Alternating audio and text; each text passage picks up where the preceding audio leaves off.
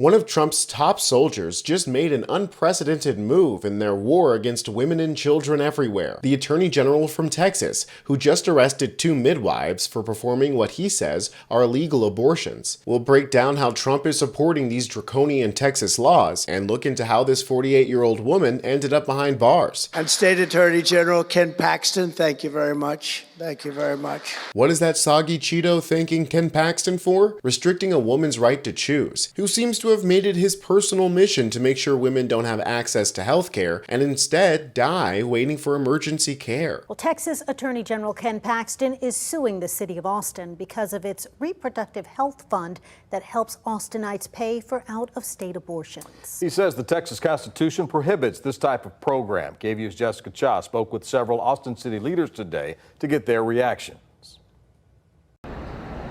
Yet just a few hours ago, Mayor Kirk Watson put out a statement on social saying that Paxton is exploiting his power by attacking the fundamental rights of women. And he says he's ultimately proud of the city's decision to support Austin women and their autonomy over their bodies.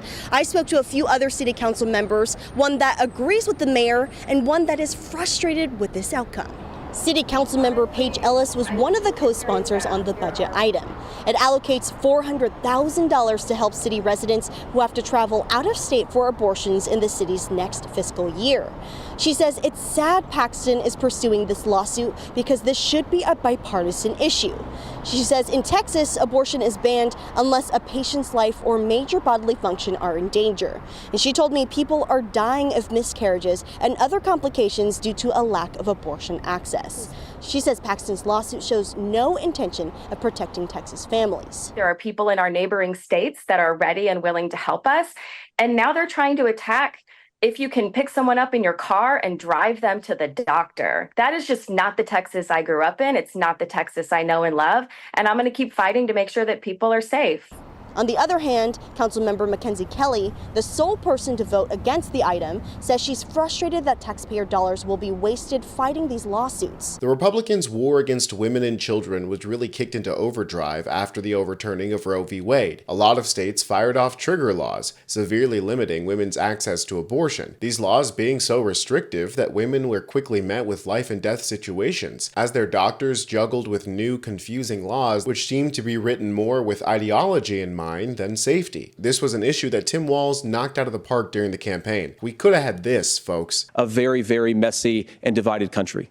Governor, would you like to respond and also answer the question about restrictions? Yeah, well, the question got asked and Donald Trump made the accusation that wasn't true about Minnesota. Well, let me tell you about this idea that there's diverse states. There's a young woman named Amber Thurman. She happened to be in Georgia, a restrictive state. Because of that, she had to travel a long distance to North Carolina to try and get her care. Amber Thurman died in that journey back and forth. The fact of the matter is, how can we as a nation say that your life and your rights, as basic as the right to control your own body, is determined on geography? There's a very real chance, had Amber Thurman lived in Minnesota, she would be alive today.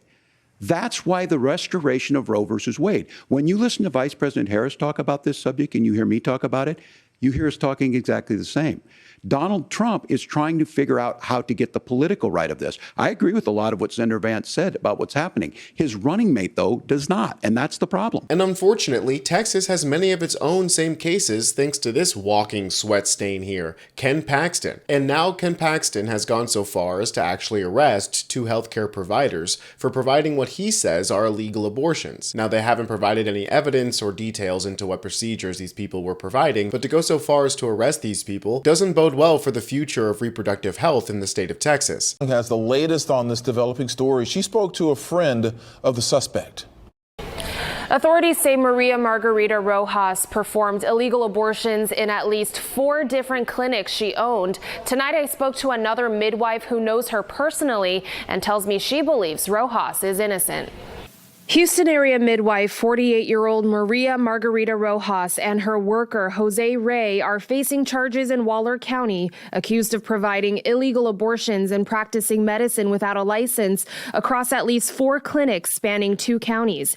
In court documents KPRC has obtained, prosecutors allege Rojas was performing the abortions on a cash-only basis. According to the Texas Department of Licensing and Regulation, Rojas has been a licensed midwife in the state of Texas since 2018. Tonight, I spoke to Holly Sherman, who's also a midwife and a friend of Rojas. Sherman tells KPRC, quote, "I think she's innocent and that she, quote, can't see her doing something like this."